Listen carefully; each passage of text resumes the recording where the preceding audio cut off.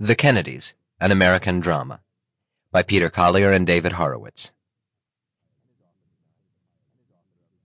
Prologue, April 1938. It was a momentary plateau in Europe's long slide toward war. Hitler had absorbed Austria and was eyeing Czechoslovakia. Roosevelt, having abandoned any hope of convening a peace conference in Washington, was looking for a coherent policy. British Prime Minister Chamberlain had suffered setbacks in his appeasement strategy, but continued to believe that rational men will agree to go along if the deal offered them is sweet enough. Joseph P. Kennedy was on his way to Windsor Castle to visit the King and Queen. It was less than a month since he had walked out of the embassy in top hat and cutaway, climbed into the ornate ceremonial coach, and ridden to Buckingham Palace to present his credentials as the new American ambassador to the court of St. James. In the intervening weeks, he and his family had taken England by storm. His brashness, even more than his truculent isolationism, had made him the talk of the diplomatic community. His wife Rose had been taken up by London society, sweet revenge for someone who'd often felt the sting of being excluded by the proper Bostonians back home. And the 9 winsome Kennedy children had been photographed and written about as if they were some remarkable, very American experiment in genetics.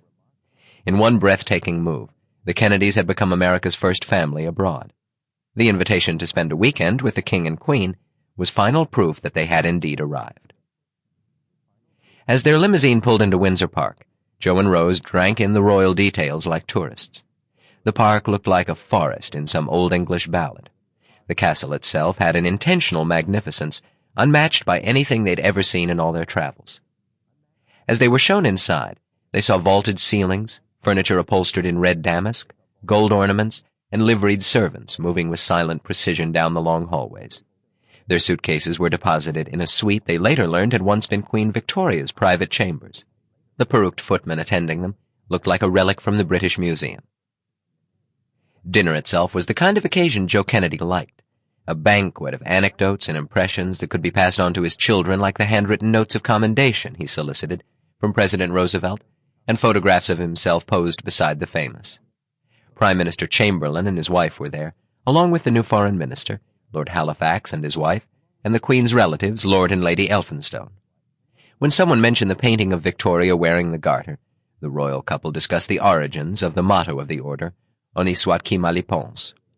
Later, Kennedy gossiped with the Queen about American movies, while the King swapped insights with Rose about child-rearing.